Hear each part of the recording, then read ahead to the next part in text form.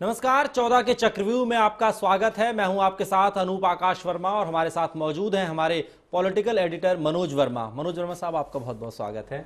तो 14 के चक्रव्यूह में आज हम बात करने वाले हैं तीसरे मोर्चे की और किस तरीके से सरकार आखिर बनेगी। आपको बता दें 2 चरणों का चुनाव बाकी है और अभी से ही यह अनुमान लगाया जाने लगा है कि केंद्र में अगली सरकार किसकी बनेगी। क्या केंद्र में बीजेपी के नेतृत्व में एनडीए की सरकार बन पाएगी? एक सोच यह भी उभर कर सामने आ रही है कि बीजेपी को अगर 200 के आसपास सीटें नहीं मिल पाती हैं तो कांग्रेस के समर्थन से तीसरे मोर्चे की भी सरकार बन सकती है।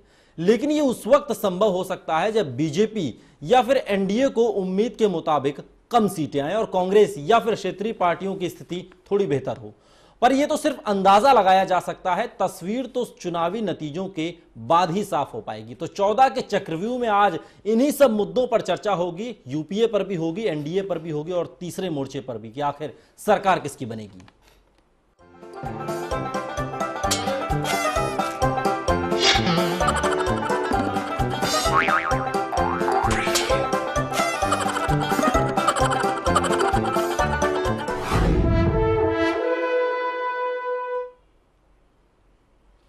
तो 2014 में हो रहे आम चुनाव के बाद किसकी सरकार बनेगी, इसको लेकर अभी से माथापच्ची का दौर शुरू हो गया है। तमाम राजनीतिक पार्टियां बहुमत के आंकड़ों को लेकर अपने अपने हिसाब से सिरजोड़ कर अभी से ही बैठने लगी हैं। लेकिन अब तक जो तस्वीर उभर कर सामने आई है उससे तो यही लगता है कि इस वक्त कुछ भी कह पाना बहुत मुश्किल है। देखिए इसी पर हमारी एक खास रिपोर्ट।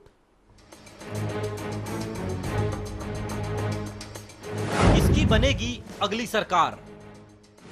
किसके सिर पर सजेगा पीएम का ताज?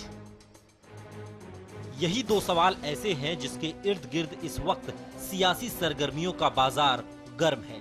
हालांकि अभी 2 चरणों के चुनाव बाकी हैं, पर इस तरह के प्रश्नों का उत्तर तलाशने की कोशिशें जोर शोर से शुरू हो गई हैं। लोकतंत्र की यही तो खूबसूरती है कि हर एक पार्टी जीत की उम्मीद के साथ चुनाव लड़ती है, भले वो हार जाए। इस बार के आम चुनाव के नतीजे क्या आएंगे, इस बारे में अभी से कुछ कह पाना मुश्किल है। लेकिन जिस तरह से 2 राष्ट्रीय पार्टियां बीजेपी और कांग्रेस अपनी अपनी जीत का दावा कर रही हैं, उसे समझने की अभी से ही कोशिशें की जा रही हैं। बीजेपी जहां नरेंद्र मोदी के सहारे जीत की उम्मीद लगाए बैठी है, तो वहीं कांग्रेस अपनी सरकार की उपलब्धियों को गिनाकर जीत हासिल करने की आस लगा रही है। और अगर क्षेत्रीय पार्टियों की बात की जाए तो इस बात से इनकार नहीं किया जा सकता कि कुछ राज्यों में ये अपनी मौजूदगी दर्ज कराने में कामयाब होती नजर आ रही है। अगर हम पिछले 3 आम चुनावों पर नजर डालें तो 1999 में हुए चुनाव में बीजेपी को जहां 182 सीटें मिली थी, तो वहीं कांग्रेस का ग्राफ नीचे गिरकर 114 पर आ टिका था। फिर 2004 में बीजेपी का ग्राफ नीचे जा गिरा और इसे 138 सीटों से ही संतोष करना पड़ा। तो कांग्रेस ने 145 सीटें जीतकर यूपीए सरकार का गठन किया। फिर 2009 में हुए चुनाव में कांग्रेस को और ज्यादा कामयाबी मिली और इसने कुल 206 सीटें जीतकर एक बार फिर केंद्र में यूपीए 2 की सरकार बनाई। जबकि बीजेपी का ग्राफ और नीचे गिर गया और इसके खाते में कुल 116 सीटें आईं। और अगर 2014 की बात की जाए तो इस बार बीजेपी या कांग्रेस के खाते में 200 के आसपास सीटें आती हैं, तब तो ठीक है, नहीं तो ये भी माना जा रहा है कि इससे कम सीटें आने पर तीसरे मोर्चे की सरकार भी बन सकती है। जाहिर सी बात है, चुनावी नतीजों से पहले किसकी सरकार बनेगी और कौन होगा देश का अगला प्रधानमंत्री, इस पर अभी तो सिर्फ अटकलें ही लगाई जा सकती हैं। तस्वीर तो नतीजों के बाद ही साफ हो पाएगी। Bureau report, channel 1 news. तो तस्वीर 16 मई के बाद ही साफ हो पाएगी कि केंद्र में आखिर किसकी सरकार बनेगी। तमाम राजनीतिक पार्टियां अपनी अपनी जीत का दम भर रही हैं। मनोज वर्मा साहब, तमाम राजनीतिक पार्टियां अपनी अपनी जीत का दम भर रही हैं। कोई भी पार्टी ये फिलहाल नहीं कह रही है कि हम पिछड़ रहे हैं, सभी कह रही है हम अपनी सरकार बनाएंगे। लेकिन बीजेपी ने तो ये भी कह दिया कि अब की बार मोदी सरकार। आपको क्या लगता है कि बीजेपी की अगुवाई में एनडीए सत्ता के करीब पहुंच रही है? देखिए, जब कोई भी चुनाव होता है और चुनाव राजनीतिक दल लड़ते हैं तो अपने अपने हिसाब से नारों को गढ़ने का काम करते हैं। बीजेपी ने भी ये नारा गढ़ा कि अब की बार मोदी सरकार। दरअसल बीजेपी का पूरा चुनाव ही मोदी पर ही केंद्रित हो गया है। मोदी ही एक मुद्दा बनकर उभरे हैं चुनाव में, लिहाजा बीजेपी भी जोर शोर से मोदी के नाम पे चुनाव लड़ रही है। जहां तक दूसरे दलों का सवाल है तो उन्होंने भी अपने अपने नारे बनाए हैं और उन नारों के सहारे वो देश के मतदाताओं को लुभाने का काम कर रहे हैं ताकि अगली केंद्र में सरकार उनके नेतृत्व में बन सके। लेकिन जो भी परिणाम आएंगे उसके लिए 16 मई के बाद तस्वीर स्पष्ट होगी कि किस दल की कौन सी सरकार बनेगी। क्या मोदी सरकार 16 मई के बाद बनेगी, इसके लिए भी हमें इंतजार करना पड़ेगा। क्या तीसरा मोर्चा कोई आकार लेगा, इसके लिए भी 16 मई तक इंतजार करना पड़ेगा। या कांग्रेस क्या अपना गेम प्लान करेगी इस पूरे सियासी गणित में, वो भी देखने के लिए हमें 16 मई तक इंतजार करना पड़ेगा।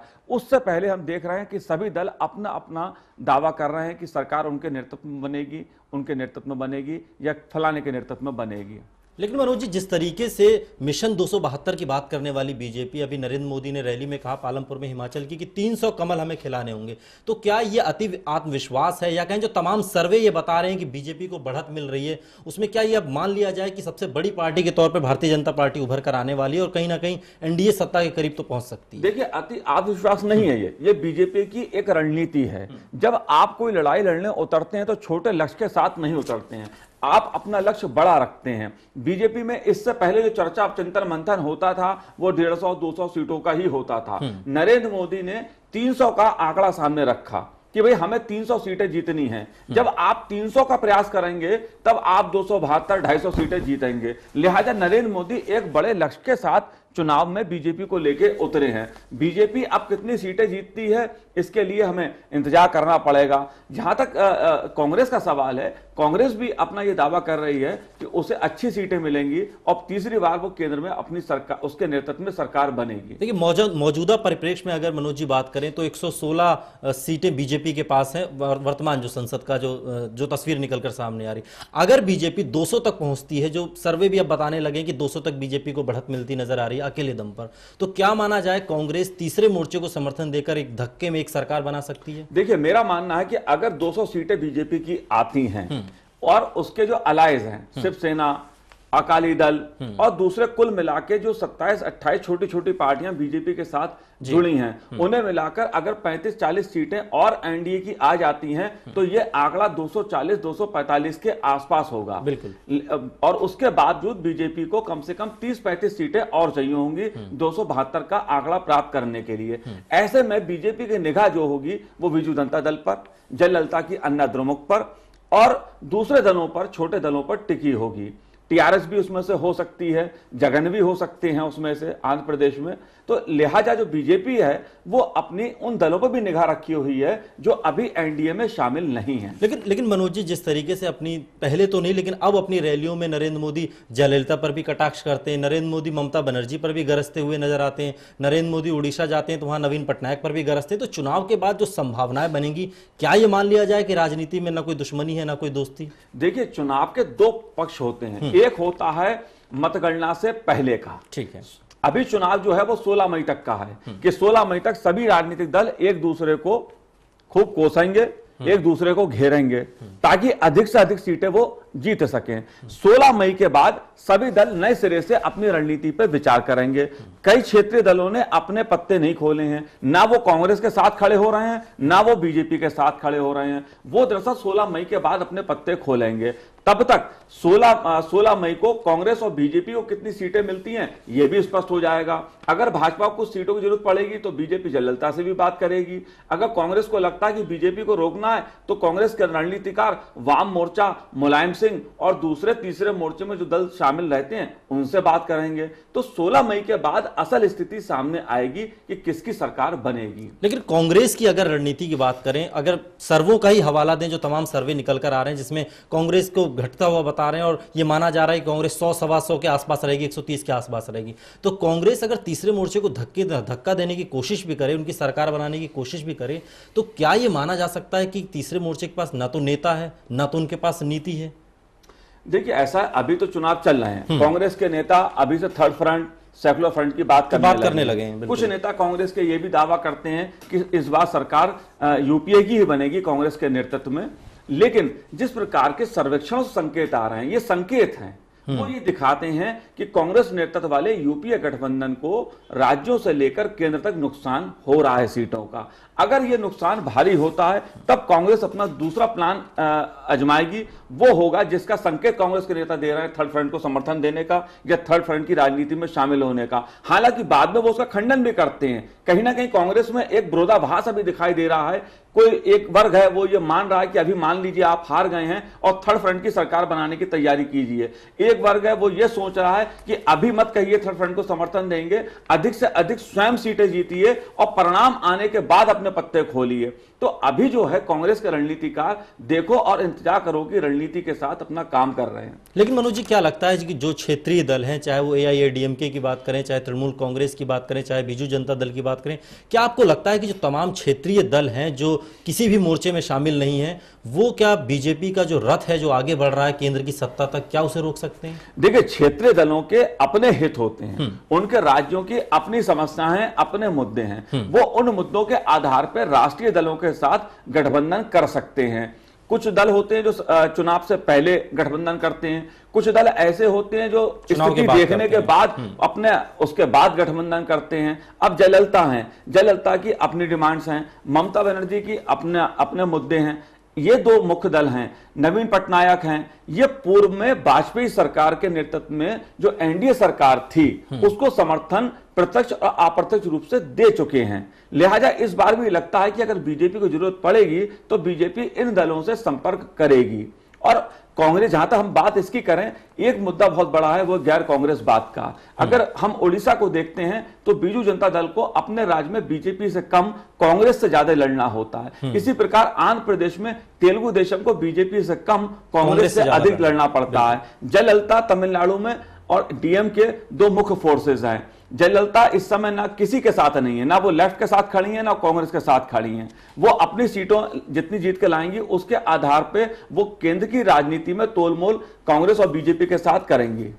बिल्कुल मनोज जी, लेकिन अगर तीसरे मोर्चे को अगर केंद्र की सत्ता तक पहुंचाने के लिए कांग्रेस अगर ये मान भी ले कि अब हम सरकार बनाने की स्थिति में तो नहीं है, तो हम तीसरे मोर्चे को धक्का दें, तो उसका नेता कौन होगा? क्योंकि वाम दलों ने जिन्होंने तीसरे मोर्चे की परिकल्पना को गढ़ा, उनकी स्थिति तो नाजुक नजर आ रही है। देखिए, बिल्कुल सही कह रहे हैं आप अनूप। सबसे पहली बात होगी कि वामपंथी दल खुद कितनी सीट जीत के आ रहे हैं। पश्चिम बंगाल और केरल और त्रिपुरा जैसे छोटे नॉर्थ ईस्ट के राज्यों से वामपंथी दल कितनी सीटें जीतते हैं।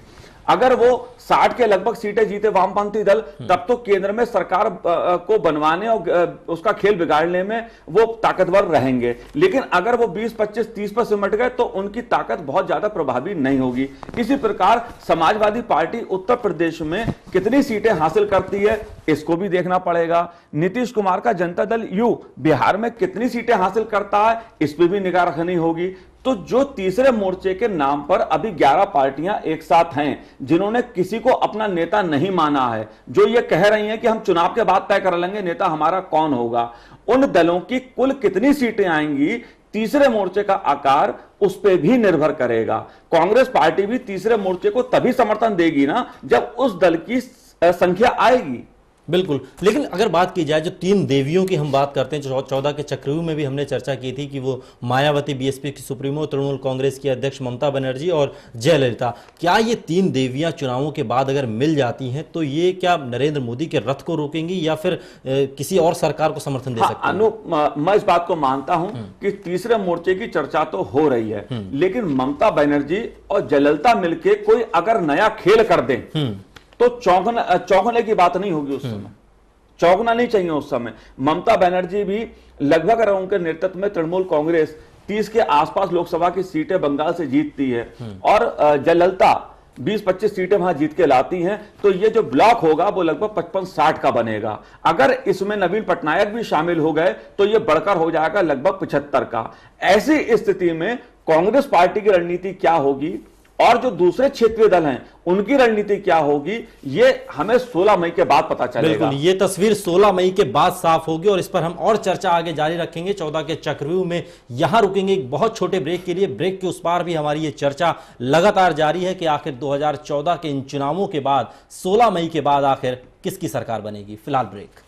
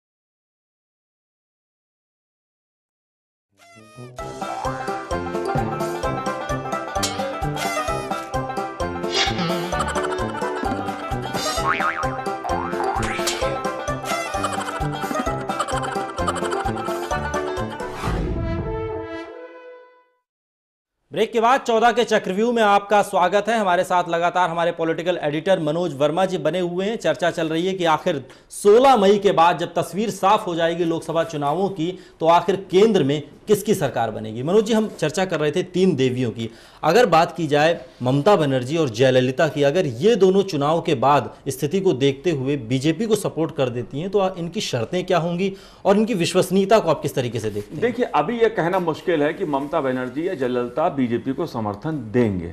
अभी ये दोनों देवियां जो हैं वो देखो और इंतजार करो कि रणनीति पे काम कर रही हैं। जैसी परिस्थितियां बनेंगी उसके हिसाब से ये फैसले लेंगी। जहां तक इसका सवाल है मायावती का, मायावती पूर्व में बीजेपी के साथ भी गठबंधन कर चुकी हैं।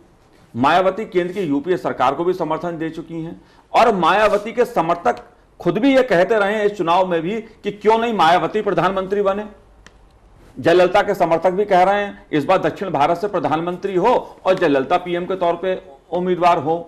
कहीं ना कहीं ममता बनर्जी को लेकर भी यह सवाल उठ सकता है, क्योंकि पूर्व में भी अगर हम देखें तो 40-50 लोकसभा की सीट पाने वाले नेता भी प्रधानमंत्री केंद्र में बन चुके हैं, चाहे वो देवगौड़ा हैं चाहे चंद्रशेखर हों। ऐसा इतिहास में है अपना। लेकिन अगर हम सब चीजों को देखें, सारी राजनीतिक विषाद को देखें और समीकरणों को देखें, तो कोई ना कोई इन, चाहे ममता हो चाहे जयललिता हो या माया हो, इन 3 देवियों में से किसी ना किसी को, चाहे वो कांग्रेस हो या बीजेपी, साथ तो लेना ही पड़ेगा चुनाव के बाद। बिल्कुल, चुनाव के बाद तो जब तस्वीर साफ होगी तो कहीं ना कहीं जब समर्थन की जरूरत पड़ेगी तो ये जो तमाम छोटे दल हैं इनकी तरफ बीजेपी की निगाह जरूर जाएगी और किसी ना किसी तरीके से अपने पाले में करने की कोशिश की जाएगी। अभी बात हम चर्चा कर रहे थे कि ये चाहे वो दक्षिण भारत से प्रधानमंत्री की बात हो, चाहे ममता बनर्जी को भी उनके समर्थक प्रधानमंत्री बनाने की बात करते हैं। उत्तर प्रदेश की बात किया तो वहां से मुलायम सिंह यादव भी दम भरते हैं और उनके भी समर्थक कहते हैं कि वो प्राइम मिनिस्टर बन सकते हैं। तो जो तीसरे मोर्चे के जो नेता की बात होती है उसमें कहीं ना कहीं मुलायम के समर्थक मुलायम सिंह को आगे कर देते हैं। लेकिन उत्तर प्रदेश की राजनीति जिस जातिवाद पर टिकी हुई है, बिहार की राजनीति जिस जातिवाद पर टिकी हुई है, तो इसकी बिहार और उत्तर प्रदेश की 120 सीटों का जो गणित है वो जाति के आधार पर, तो वहां बीजेपी की स्थिति क्या देखते हैं और ये जो क्षेत्रीय पार्टियां हैं उनकी स्थिति आप क्या देखते हैं? देखिए, निश्चित रूप से उत्तर प्रदेश और बिहार में जातिगत एक महत्वपूर्ण भूमिका निभाता है चुनाव में। लेकिन अगर तीसरे मोर्चे की हम जब चर्चा कर रहे हैं यहाँ पर और भावी सरकार की बात कर रहे हैं, तो उसमें तीसरे मोर्चे का एक पहलू ये है जो बड़ा रोचक पहलू है कि इसमें पूर्व प्रधानमंत्री देवगौड़ा का दल भी शामिल है, जो खुद को प्रधानमंत्री के रूप में देख रहे हैं। मुलायम सिंह यादव को भी लगता है कि वो भी प्रधानमंत्री की दौड़ में शामिल हैं। कुछ लोग नीतीश कुमार में भी संभावनाएं भविष्य की देख रहे हैं कि अगर मान लीजिए गैर भाजपा गैर कांग्रेस वाली कोई सरकार बनती है तो नीतीश कुमार भी हो सकते हैं। लेकिन असल सवाल यह है कि नीतीश कुमार की जो पार्टी है जनता दल यू, वो कितनी सीटें जीतेगी, देवगौड़ा कितनी सीटें जीतेंगे और नीतीश और देवगौड़ा को कौन अपना नेता इनमें से मानेगा। तो ये जो तीसरे मोर्चे का या हम कहें ये क्षेत्रीय दल हैं, वो खुद में इतने ज्यादा एकजुटता का अभाव है, इतने ज्यादा इस समय उलझे हुए हैं, सब अपनी अपनी सीटें लाने के उसमें हैं। जब सीटें होंगी तभी केंद्र राष्ट्रीय स्तर पे वो राष्ट्रीय दलों के साथ कोई राजनीतिक सौदेबाजी करने की स्थिति में होंगे। बिल्कुल, एक बातचीत का रास्ता खुलेगा। लेकिन मनोज जी, अगर बीजेपी को बढ़त अगर मिलती है 180 से या 200 सीटों के आसपास पहुंचती है, तो जो तमाम अभी जो पार्टियां उसके साथ शामिल हैं एनडीए में, उनका आंकड़ा अगर 225 तक पहुंचता है, तो आपको वो कौन कौन से दल लगते हैं जो चुनाव बाद बीजेपी के साथ आ सकते हैं और क्यों? देखिए, कई दल ऐसे हैं जो पूर्व में भाजपा नेतृत्व वाली राष्ट्रीय जनतांत्रिक गठबंधन सरकार को समर्थन दे चुके हैं। इसमें नवीन पटनायक भी हैं, इसमें ममता बनर्जी भी हैं, जयललिता भी हैं, तेलुगु देशम तो आई गया बीजेपी के साथ, टीआरएस भी हो सकता है वो तेलंगाना के मुद्दे पे बीजेपी के साथ आ जाए। ऐसे कई दल हैं जो बीजेपी के साथ आ सकते हैं चुनाव के बाद। बिल्कुल, तो चुनाव के बाद ये तमाम दल आ सकते हैं और इनके शामिल होने के अपने अपने कुछ कारण भी हैं। इनके अपने प्रदेश के कारण, इनके राज्यों की समस्याएं जिनके सुलझाने के मकसद से या जिनके निपटारे हेतु भी वो एक सरकार के साथ कहीं ना कहीं एक सौदेबाजी की स्थिति कर सकते हैं। लेकिन अगर बात की जाए आम आदमी पार्टी की, अगर आम आदमी पार्टी कुछ सीटें जीत लेती है तो क्या आपको लगता है कि वो भी किसी सरकार को या किसी मोर्चे को समर्थन दे सकती है? क्या ये उम्मीद जताई जाए? देखिए, कहने को तो आम आदमी पार्टी का भी दावा है कि वो 50 सीटें लगभग या उससे अधिक सीटें जीत के आ रहे हैं, लेकिन जो सर्वेक्षणों में संकेत उभर के सामने आ रहे हैं, ये पार्टी को बहुत ज्यादा असर राष्ट्रीय स्तर पर नहीं डाल रही है। हालांकि कई जगह इसके जो उम्मीदवार हैं वो अच्छा चुनाव लड़ रहे हैं। पंजाब में, दिल्ली में लड़े, और बंगलौर में हम कह सकते हैं, मुंबई में कह सकते हैं, कई जगह इसके उम्मीदवार जो हैं वो अपने दम पर अच्छा प्रदर्शन कर रहे हैं। लेकिन वो प्रदर्शन क्या जीत में बदलेगा, ये इसे भी देखना हमें होगा। अगर आम आदमी पार्टी 1-2 सीटें जीतती है तो शायद बहुत ज्यादा उनकी आवाज राष्ट्रीय राजनीति में नहीं सुनी जाएगी, लेकिन अगर वो 10-15 सीटें जीत के आते हैं तब शायद हो सकता है वो एक नई फोर्स बन के उभर के सामने आए। इसलिए अभी हमको 16 मई तक, देखिए सारे दल जो हैं वो एक एक सीट के लिए लड़ रहे हैं। इस बार कांग्रेस पार्टी भी एक एक सीट के लिए लड़ रही है, बीजेपी भी एक एक सीट के लिए चुनाव लड़ रही है। क्योंकि लोकसभा में अगर सरकार का बहुमत होगा 272 का, तभी कोई दल क्लेम कर पाएगा कि उसके पास बहुमत है और वो सरकार बनाएगा।